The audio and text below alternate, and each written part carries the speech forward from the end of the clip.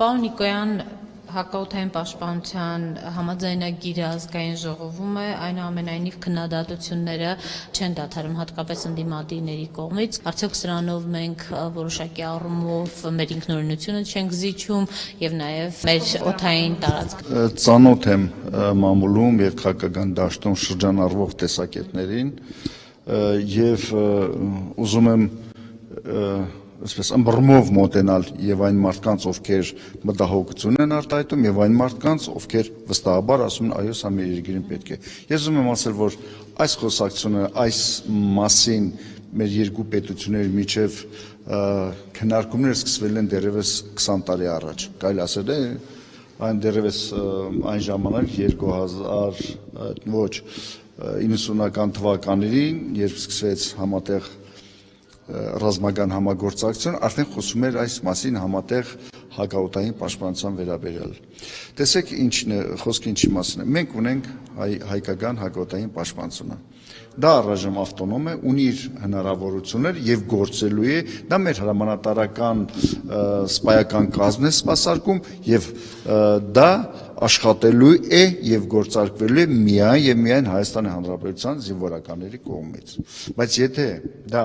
մի մասն է եւ համագործակցում է համատեղ արդեն հակաօդային պաշտպանության մի մասն է նաեւ, դա նշանակում է նրա հնարավորությունները միանշանակորեն ավելանալու են, չեն պակասելու։ Միանշանակ եկեք փաստենք հետեւյալը, որ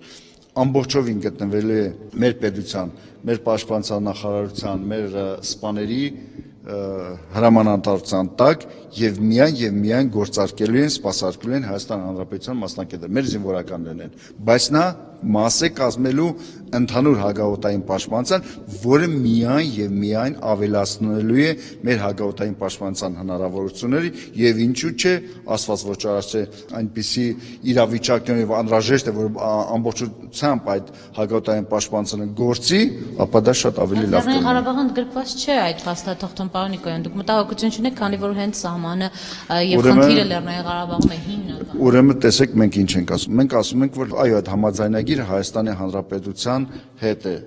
կապված։ Միանշանակ, մենք ասում ենք Լեռնային Ղարաբաղ։ Լեռնային Ղարաբաղը դա առանձին է։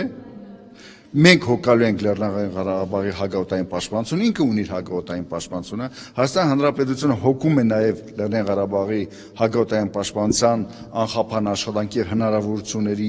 այսպես խորացման ուղղությամբ,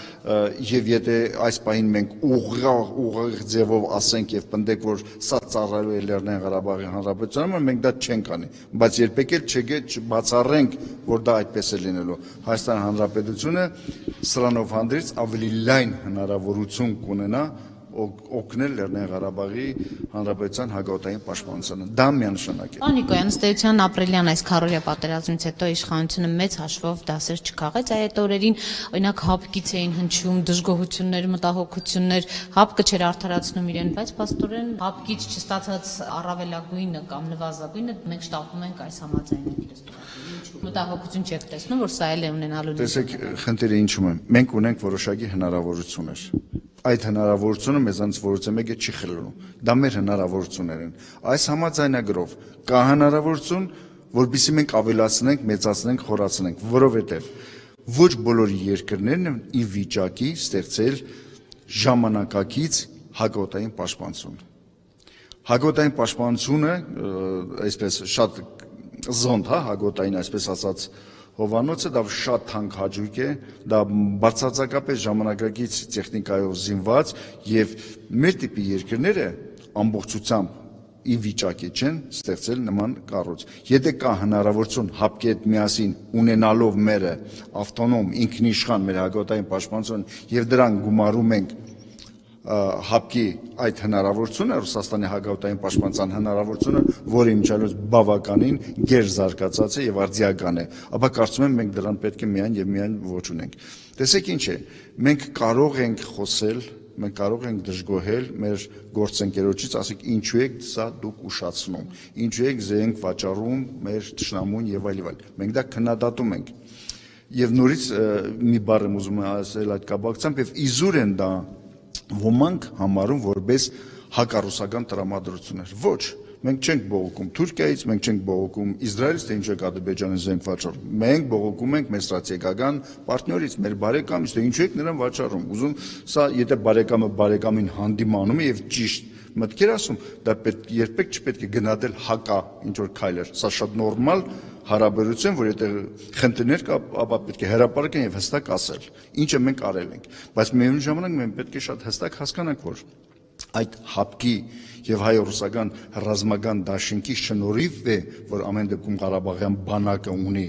սպառազինություն, Հայաստանում ունի սպառազինություն մեր բյուջետային այդ սուղ հնարավորությունների պայմաններում։ Մենք պետք է գնահատենք եւ նա, եւ այնինչ ունենք, ի շնորհիվ իրենց, այնինչ ունենք, եւ այնինչ կարող ենք ունենալ, եթե խնդիրներ կա, պետք է հստակ եւ անկեղծ ասել, բողոքարկել։ Օրինակ հստակ չպետք է բողոքենք, թե ինչու է զենքը ուշանում 200 միլիոն վարկի դիմաց զենքը, արդեն տևական ժամանակ է, այսպես իշխանության ներկայացուցիչներն ասում են բանակցությունների փուլում է, բայց այդպես էլ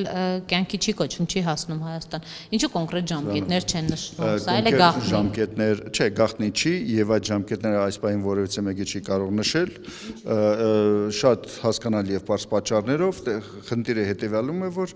այդ վարկը ռուսական վարկ է, որը պետք է փոխանցի ռուսական որևէ ռազմական տեխնիկ արտադրողություն, որը պետք է այդ պատվերը սկսի։ Այսինքն այդ շղթան պետք է հստակեցվի, պետք է գործանետ այդ համաձայնագիրը հստակ կապվի եւ դա իրականացվի։ Դա ժամանակատար է, որը կարծում եմ այս բոլոր այս ժամանակում կատարված աշխատանքների շնորհիվ կարծում եմ, որ դրանք շատ դրական ընթացքի մեջ կլինեն։ Այն, որ ես կուզենայի, որ դա վաղուց լիներ,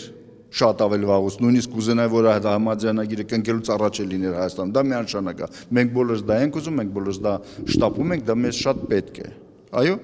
բայց երևի կան պատճառներ, դա լինի տեխնիկական, թե ինչ պատճառներ, այո, որ դա մինչև չի իրականացվել։ Եվ մենք դա հրապարակային ասում ենք, մենք շատ դժգոհում ենք եւ շատ նորմալ է եւ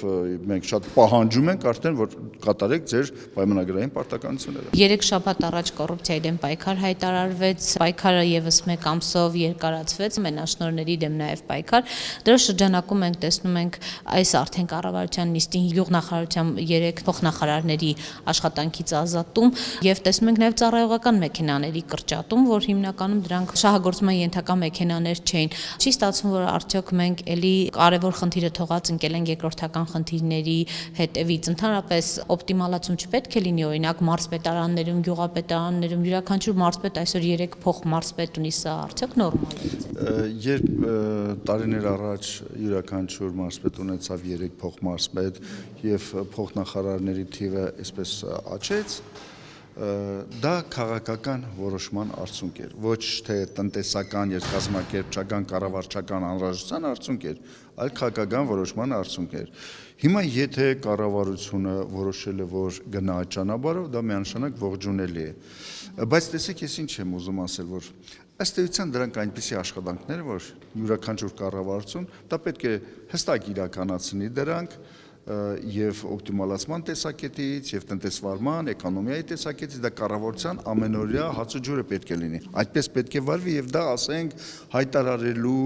կամ ներկայացնելու, դա որպես կառավարության հիմնական գործառույթ ներկայացնելու անհրաժեշտություն ես չեմ տեսնում։ Դա ամենօրյա աշխատանք, որը պետք է իրականացվի։ Եթե չի իրականացում, արդեն դա վատ է, բայց փառքասով որ դա իրականացվի եւ դա լավ է։ Ուղղակի ուզում եմ ասել, որ կառավարությունները յուրաքանչյուր աշխարհում յուրաքանչյուր երկրում պետության հետ կառավարության հիմնական գործառույթը դա տնտեսության աճին միտված գործառույթներ են։ Տնտեսություն։ Ես կարծում եմ շատ ճիշտ կլիներ, որ կառավարության հիմնական շեշտադրումը լիներ դրա վրա, մասնավորապես, որ առաջի եռամսյակում կառավարությունը գրանցել է